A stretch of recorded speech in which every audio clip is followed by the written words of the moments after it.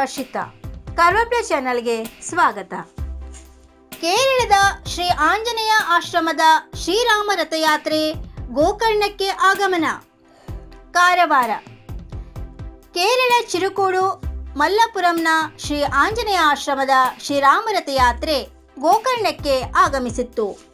ಸ್ಥಳೀಯರು ಭವ್ಯ ಸ್ವಾಗತ ಕೋರಿ ಶ್ರೀರಾಮನಿಗೆ ಪೂಜೆ ಸಲ್ಲಿಸಿ ವಂದಿಸಿದರು.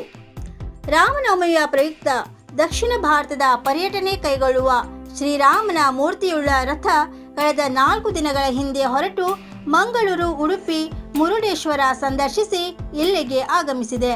ನಂತರ ಕೊಲ್ಲೂರು, ಅಲ್ಲಿಂದ ವಿವಿಧ ಕಡೆ ಸಂದರ್ಶಿಸಿ ತಮಿಳುನಾಡು ತಲುಪಲಿದೆ. ಒಟ್ಟು 20 ದಿನದಲ್ಲಿ 2500 ಕಿಲೋಮೀಟರ್ ಕ್ರಮಿಸಲಿರುವ ಈ ಯಾತ್ರೆ ರಾಮನ ನವಮಿ ದಿನದಂದು ಶ್ರೀ ಆಂಜನೇಯ ಆಶ್ರಮದ ಪರಳಲಿದೆ.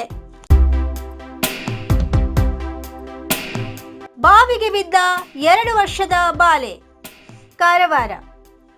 ಮನೆಯ ಹಿಂಭಾಗದ ಬಾವಿಗೆ ಬಿದ್ದ 2 ವರ್ಷದ ಬಾಲೆಯನ್ನು ಧೈರ್ಯದಿಂದ ಬಾವಿಗಿಳಿದು ರಕ್ಷಿಸಿದ ಘಟನೆ ಶಿರಸಿ ನಗರದ ಕಸ್ತೂರಬಾ ನಗರದಲ್ಲಿ ನಡೆದಿದೆ.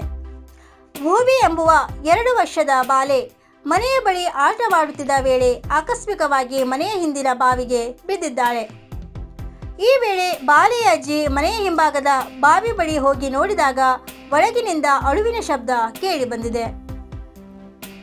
ಸಂಶಯಗೊಂಡ ಅವರು ಬಾವಿಯೊಳಗೆ ನೋಡಿದಾಗ ಮಗು ಪಂಪ್ಗೆ ಅಳವಡಿಸಿದ್ದ ಪೈಪ್ ಹಿಡಿದುಕೊಂಡು ಅಳುತ್ತಿರುವುದು ಕಂಡು ಬಂದಿದೆ.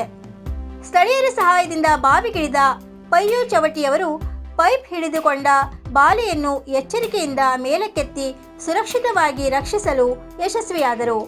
ಸ್ಥಳದಲ್ಲಿದ್ದವರು ಆತಂಕದಲ್ಲಿದ್ದರೂ ಬಾಲೆಯನ್ನು ಸುರಕ್ಷಿತವಾಗಿ ಹೊರತೆಗೆದ ನಂತರ ಕುಟುಂಬಸ್ಥರು ಹಾಗೂ ಸ್ಥಳೀಯರು ನೆಮ್ಮದಿಯ ಉಸಿರಿಟ್ಟರು. ಕುಂಗುಫು ಮಸಾಜ್ ಮತ್ತು ಟ್ರೆಡಿಷನಲ್ ಚೈನೀಸ್ ಮೆಡಿಸಿನ್ ಕಾರವಾರದ ಮಾಜಾಳಿಯಲ್ಲಿ ಶುರುವಾಗಿದೆ. ಟ್ಯೂಯಿನಾ ಥೆರಪಿಯ ಅನುಭವ ತೆಗೆದುಕೊಳ್ಳಿ.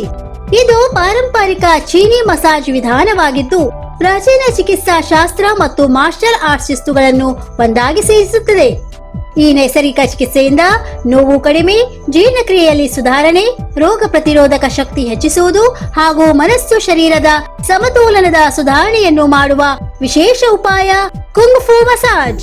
ಮಾಂಸಪೇಶಿ, ಸಂಧಿ ನೋವು, ಬೆನ್ನು, ಕುತ್ತಿಗೆ, ಭುಜ, ಜೀರ್ಣಕ್ರಿಯೆ ಸಮಸ್ಯೆಗಳು, ತಲೆನೋವು, ಚಿಂತೆ, ಅನಿದ್ರೆ, ಅಶಾಂತ ನಿದ್ರೆ, ತೂಕಡಿಸಿದ ನಿದ್ರೆ, ದೀರ್ಘಕಾಲದ ತಲೆನೋವು ಹೀಗೆ ಅನೇಕ ಸಮಸ್ಯೆಯ ಬಗ್ಗೆ ಚಿಕಿತ್ಸೆಗಾಗಿ ಇಂದೇ ಭೇಟಿ ಕೊಡಿ.